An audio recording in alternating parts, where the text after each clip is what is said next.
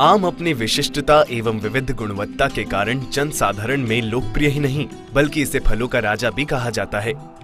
भारत में आम की लगभग 50 व्यावसायिक किस्में हैं, जिसमें मुख्य रूप से दशहरी, लंगड़ा, चौसा, अल्फांजो, वैगनपल्ली, नीलम, तोतापरी, केसर, फजरी, हिमसागर आदि हैं।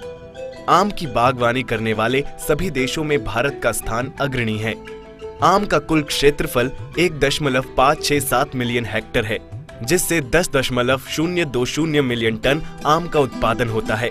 फलस्वरूप उत्पादकता 6.4 टन प्रति हेक्टेयर है और विश्व व्यापार संगठन के दौर में आम की उत्पादकता भी सुदृढ़ नहीं है। अतः लाभप्रद आम व्यवसाय हेतु गुणवत्ता युक्त उत्पादन में प्रति इकाई वृद्धि लाना एक चुनौती है, जिसके अनेकानेक कारण हैं।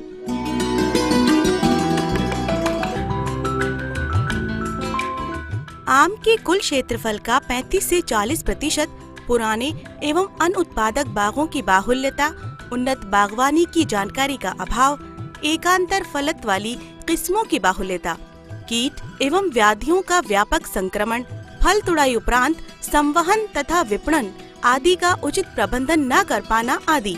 उत्पादकता में वृद्धि हेतु आम की व्यावसायिक बागवानी सुव्यवस्थित एवं सामयिक प्रबंधन कराना चाहिए। अन्य फलों की तरह आम के वृक्ष भी एक निश्चित आयु के बाद कम उपज देने लगते हैं और आर्थिक दृष्टि से अनुपयोगी हो जाते हैं। वृक्षों की ये स्थिति स्वाभाविक रूप से आने के साथ कई अन्य कारण भी होते हैं। ऐसा देखा गया है कि प्राय 20 से 25 वर्ष बाद ही आम के वृक्षों का फैलाव काफी बढ़ जाता है और शाखाएं बढ़कर दूसरे पेड़ों को छूने लगती हैं। फलस्वरूप सूर्य का प्रकाश वृक्षों के पर्णीय भागों में पर्याप्त मात्रा में नहीं पहुंच पाता है, जिसके अभाव में प्रकाश संश्लेषण की क्रिया क्षीण हो जाती है और कल्ले यानी प्ररोह पतले एवं अस्वस्थ हो जाते हैं, जो कि पुष्पन एवं फलन हेतु अनुपयोगी होते हैं। यहाँ तक कि फलत भी पौधों के केवल ऊपरी भाग यानी शीर्ष फलन में आती है। इन बागों में कीट एवं व्याधियों का प्रकोप भी अधिक होता है, जिसका सामयिक नियंत्रण कर पाना कठिन हो जाता है और बाग उत्पादन की दृष्टि से अनुपयुक्त हो जाते हैं। ऐसे बागों का क्षेत्रफल आम की कुल बागवानी का 35 से 40% है। इन बागों के वृक्षों की सामयिक एवं वांछित कटाई छटाई करके वृक्षों को पुनः उत्पादक बनाया जा सकता है। आवश्यक कटाई छटाई करने के उपरांत कल्लों का सृजन होता है, जिससे वृक्षों के ढांचे में वांछित परिवर्तन लाकर सूर्य के प्रकाश की उपलब्धता बढ़ाई जा सकती है, जिससे प्रकाश संश्लेषण की प्रक्रिया सुदृढ़ हो जाती है। फलस्वरूप वृक्षों में पुष्पम एवं फलत क्षमता बढ़ जाती है। वृक्षों की आयु एवं उत्पादकता को दृष्टिगत रखते हुए वृक्षों में वांछित कटाई छटाई, जीर्णोद्धार एवं नए बागों को स्थापित करने हेतु निम्नवत संस्तुति की जाती है। 45 से 50 वर्ष पुराने बागों का जीर्णोद्धार। व्यापक स्तर पर पुराने एवं अनुत्पादक बागों को समूल निकालकर नए बाग स्थापित करना दीर्घकालीन एवं खर्चीला विकल्प होगा।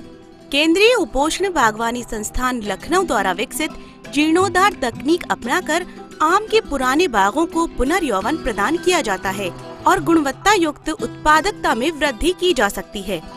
आर्थिक एवं पारिस्थितिकीय दृष्टिकोण से यह तकनीक बागवानों के लिए प्रभावी एवं लाभकारी है। कटाई छटाई। पुराने, घने एवं आर्थिक दृष्टि से अनुपयोगी वृक्षों की शाखाओं को चिन्हित कर लेते हैं। फिर दिसंबर माह में चिन्हित शाखाओं को भूमि सतह से लगभग 4 मीटर की ऊंचाई पर शक्ति चलित आरी से काटते हैं। सूखी, रोगग्रस्त एवं वृक्ष के बीच की घनी शाखाओं को काटकर निकाल देते हैं। पर्णीय क्षेत्र के विकास के लिए वृक्ष पर मात्र 3 से 4 कृंतित शाखाएं ही रखते हैं। कृंतन करते समय सावधानी अवश्य रखनी चाहिए कि शाखाएं अनावश्यक रूप से निचले भाग से फट न जाए। अतः पहले आरी से नीचे की तरफ लगभग 15 से 20 सेंटीमीटर कटाई कर फिर टहनी के ऊपरी भाग से कृंतन करते हैं। कृंतन के तुरंत बाद 1 किलोग्राम फफूंदी नाशक दवा, कॉपर ऑक्सीक्लोराइड, 250 ग्राम अरंडी का तेल एवं उचित मात्रा में पानी मिलाकर तैयार लेप शाखाओं के कटे हुए भाग पर लगाते हैं, ताकि कटी सतह पर सूक्ष्म जीवाणुओं का संक्रमण न हो सके। इसके बाद फरवरी माह के मध्य में वृक्षों के तनों के पास थाले एवं नालियां सिंचाई हेतु अवश्य बना देनी चाहिए। अंतः फसलें। कटाई छटाई उपरांत कृंतन वृक्षों के दोनों तरफ काफी खुली जगह मिलती है, जिसमें अंततः फसलें उगाकर अतिरिक्त आमदनी अर्जित की जा सकती है। जायद में तरोई, लौकी, खीरा, लोबिया और रबी के मौसम में आलू, फूल गोभी, पत्ता गोभी, गेंदा आदि फसलें प्रारंभिक 5 वर्ष तक लेना लाभदायक पाया गया है। इस प्रकार वृक्षों से कटी टहनियों, शाखाओं की बिक्री से एवं अंततः फसलें लेकर अर्जित आमदनी से फलत में आई प्रारंभिक क्षतिपूर्ति की जा सकती है। पोषण एवं जल प्रबंधन। वृक्षों के थालों में 2.5 kilogram urea, 3 kilogram single super phosphate एवं 1.5 किलोग्राम म्यूरेट ऑफ पोटाश की मात्रा प्रति वृक्ष प्रति वर्ष देनी चाहिए, जिसमें यूरिया की आधी मात्रा, सिंगल सुपर फॉस्फेट एवं म्यूरेट ऑफ पोटाश की पूरी मात्राएं फरवरी माह में देते हैं। तत्पश्चात जुलाई माह में शेष यूरिया की आधी मात्रा एवं 120 किलोग्राम सड़ी गोबर की खाद प्रति वर्ष डालना लाभदायक होता है। उर्वरक डालने के पूर्व थालों की अच्छी प्रकार से निराई गुड़ाई एवं नमी का होना आवश्यक है। वृक्षों में सिंचाई मध्य मार्च से मानसून आने तक 15 से 20 दिन के अंतराल पर करते रहें, ताकि नवसृजित कल्लों की वृद्धि अच्छी हो सके। अप्रैल से जून माह तक थालों में नमी को संचित रखने हेतु आम या केले की सूखी पत्तियां, सूखी घास अथवा पुआल आदि बिछाना चाहिए। कल्लों का विरलीकरण। कृंतित वृक्ष की शाखाओं पर अप्रैल माह से बाहुल्यता में नए कल्ले निकलते हैं, जिनका विरलीकरण आवश्यक है। परिणीय विकास के लिए शाखाओं के बाहरी ओर 8 या 10 स्वस्थ कल्ले प्रति शाख रखकर शेष अवांछित कल्लों को जून एवं अगस्त में निकाल दिया जाता है। विरलीकरण के उपरांत फफूंदनाशक दवा कॉपर ऑक्सीक्लोराइड 3 ग्राम प्रति लीटर पानी में घोलकर छिड़काव करना आवश्यक है। इससे पत्तियों पर लगने वाले रोगों से बचाव होता है। अक्टूबर माह में 2% यूरिया के घोल का परिणीय छिड़काव प्ररोह के समुचित विकास हेतु करना लाभदायक होता है। शिखारोपण। कटाई छटाई के उपरांत अगस्त माह में सृजित स्वस्थ कल्लों पर उन्नत प्रजाति की सांको डाली लेकर शिखारोपण सफलता पूर्वक किया जा सकता है। इसके लिए 4 माह पुराने कल्लों को मात्र वृक्ष पर ही 1 सप्ताह पहले पण रहित कर देना चाहिए। इन्हें शिक्षारोपण करने के दिन ही मात्र वृक्ष से अलग कर सृजित कल्लों पर विनियर ग्राफ्टिंग विधि द्वारा शिखारोपण करते हैं। एक वृक्ष में 15 से 20 सृजित कल्लों पर ही शिखारोपण करना उचित रहता है। इसके बाद खाद, उर्वरक, सिंचाई, पौध रक्षा आदि का सामयिक प्रबंधन करना चाहिए। कीट एवं व्याधियों का प्रबंधन।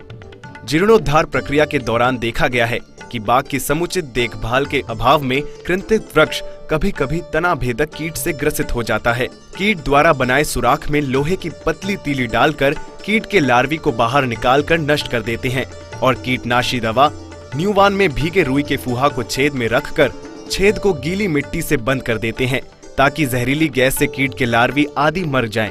यदि कीट का उचित एवं सामयिक नियंत्रण न किया गया तो वृक्ष सूख भी सकते हैं। अतः सुझाव दिया जाता है कि बागवान विशेषकर इस कीट के प्रति अवश्य सजग रहें और कम से कम 2 वर्ष तक कृंतिक वृक्षों का सामयिक एवं सघन प्रबंधन करें, अन्यथा लाभ की जगह नुकसान हो सकता है। सृजित कल्लों की पत्ती खाने वाला कीट मानसून में अधिक क्षति पहुंचा सकता है। इसलिए कीटनाशी दवा कॉर्बरिल 2 ग्राम प्रति लीटर पानी में घोलकर 12 से 15 दिन के अंतराल पर 2 छिड़काव करके इस कीट का नियंत्रण किया जा सकता है। पर्णीय धब्बों की रोकथाम के लिए कॉपर ऑक्सीक्लोराइड 3 ग्राम प्रति लीटर पानी का घोल बनाकर छिड़काव करना चाहिए। पुष्पन एवं फलन। कटाई छटाई के बाद वृक्षों की सघन एवं सामयिक देखभाल करने से कृंतिक शाखाओं पर सृजित कल्लों में 2 वर्ष के उपरांत तीसरी वर्ष पुष्पन एवं फलन होने लगता है। प्रयोगों के आधार पर पाया गया है कि कृंतिक वृक्षों से गुणवत्ता युक्त आम की औसतन 65 किलोग्राम प्रति वृक्ष उपज प्राप्त हो जाती है। इस प्रकार जीर्णोद्धार तकनीक अपनाकर आम के पुराने एवं अनुत्पादक बागों को पुनः 20 से 25 वर्ष के लिए उत्पादक बनाया जा सकता है।